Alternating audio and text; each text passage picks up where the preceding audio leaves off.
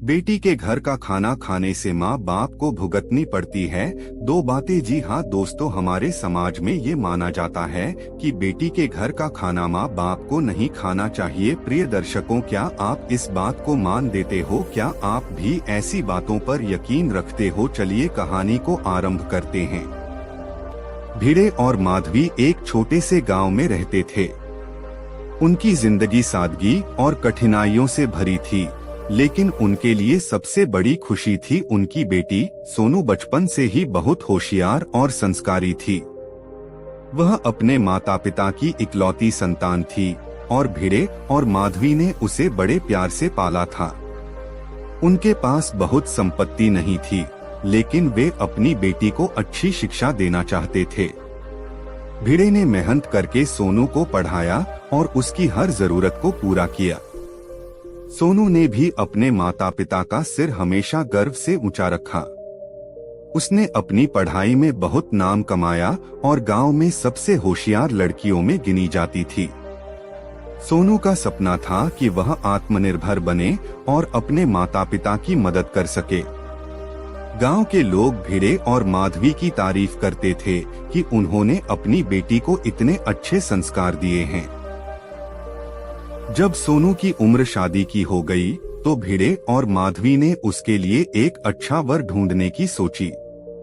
कुछ दिनों बाद उन्हें मोहन नाम का एक अच्छा लड़का मिला, जो एक सम्मानित परिवार से था। मोहन पढ़ा लिखा और अच्छा स्वभाव का था और उसका परिवार भी सोनू को अपनी बहू बनाने के लिए तैयार था। शादी तय हो गई और धूमधाम से हुई। सोनू अपने ससुराल चली गई और भिड़े और माधवी खुश थे कि उनकी बेटी को एक अच्छा परिवार मिल गया। सोनू ने अपने ससुराल में नई जिम्मेदारियां संभाल ली। मोहन के माता पिता उसे बहुत प्यार करते थे और उसकी काबिलियत की तारीफ करते थे। सोनू ने भी अपने नए परिवार को अपनाया और वहां की परंपराओं को पूरी श्रद्धा से निभाया। समय बीतता गया और सोनू का ससुराल में एक अलग ही पहचान बन गई।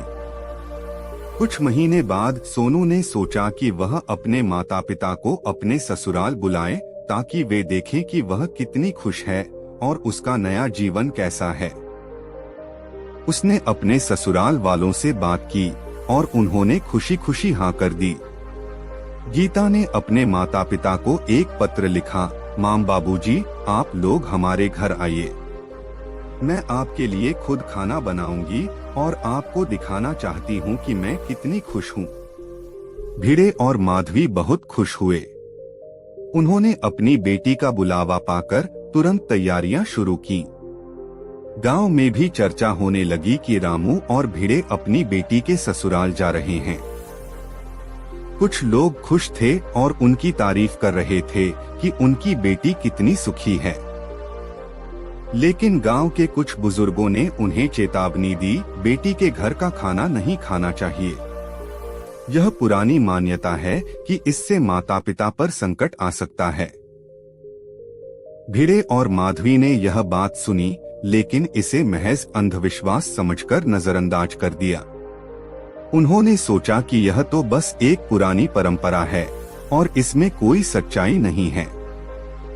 उनकी बेटी का प्यार और सम्मान उनके लिए सबसे बड़ा था और वे किसी अंधविश्वास में पड़ने वाले नहीं थे। वे अगले दिन सोनू के ससुराल पहुंचे। सोनू ने उनका स्वागत बड़ी धूमधाम से किया।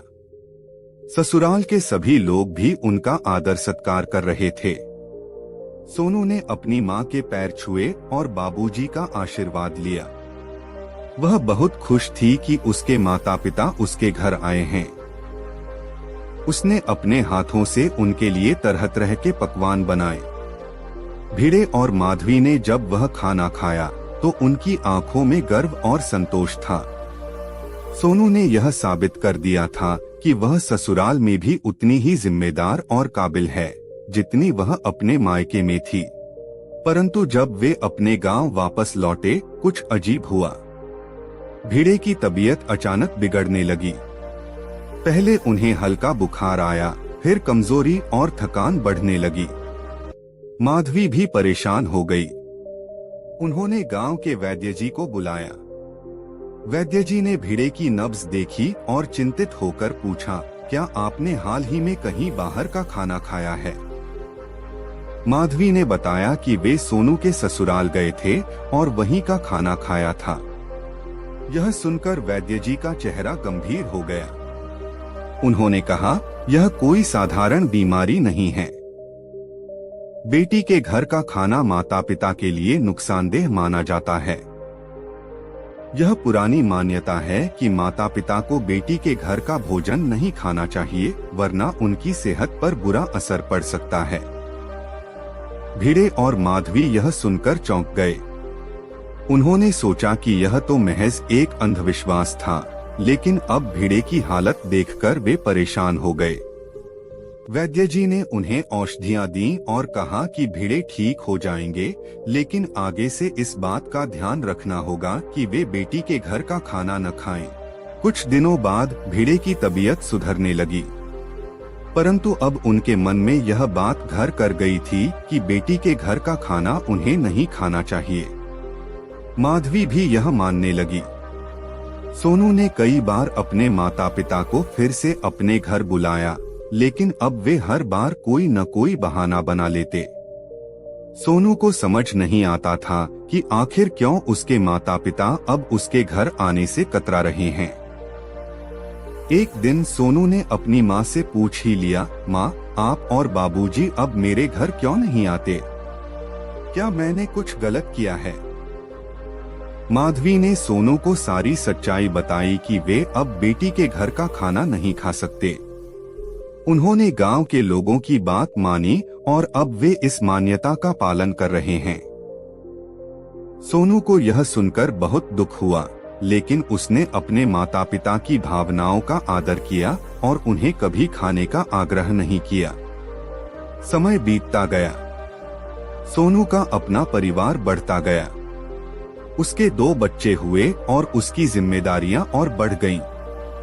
लेकिन वह अपने माता पिता से मिलना कभी नहीं भूली। वह अपने बच्चों को लेकर अक्सर अपने मायके आती और वहां समय बिताती। भिड़े और माधवी भी अपनी नातिन और नाती को देखकर बहुत खुश होते थे। एक दिन भिड़े की तबीयत फिर से खराब हो गई। इस बार वह बहुत कमजोर हो गए थे। सोनू और मोहन को जब यह खबर मिली तो वे तुरंत गांव पहुंचे और सोनू को शहर के बड़े अस्पताल में इलाज के लिए ले गए। डॉक्टरों ने बताया कि रामू की उम्र अब ज्यादा हो गई है और उनकी तबीयत अब ठीक नहीं होगी। भिड़े को यह समझ में आ गया था कि उनका अंतिम समय आ चुका है। उन्होंने माधवी और सोनू को बुलाकर कहा, मैंने जीवन में कई परंपराओं का पालन किया और मान्यताओं को माना, लेकिन अब मैं समझ गया हूँ कि सबसे बड़ा सच प्यार और रिश्तों का सम्मान है। भिड़े ने सोनू से कहा, बेटी, मैं चाहता हूँ कि आखिरी बार तुम्हारे हाथों का खाना खाऊं। यह मेरे लिए सबसे बड़ी खुशी होगी। सोनू की आंखों में आंसू आ गए। उसने अपने पिता की इच्छा पूरी की और उनके लिए खाना बनाया। भिड़े ने वह खाना खाया और उन्हें दिल में शांति और संतोष का अनुभव हुआ। कुछ दिनों बाद भिड़े का निधन हो गया, लेकिन उनके चेहरे पर सुकून था। भिड़े और माधवी की यह कहानी हमें यह सिखाती है कि परंपराएं और मान्यताएं अपने स्थान पर होती हैं, लेकिन रिश्तों में प्यार और सम्मान सबसे महत्वपूर्ण होते हैं। जीवन में हमें प्यार और रिश्तों को प्राथमिकता देनी चाहिए, क्योंकि आखिरकार यही हमारे जीवन की सबसे बड़ी दौलत होती है। अगर आपको हमारी यह स्टोरी पसंद आई हो तो हमारे चैनल को लाइक एंड सब्सक्राइब जरूर करें और कमेंट बॉक्स में बताएं कि आपको यह हमारी स्टोरी कैसी लगी। धन्यवाद।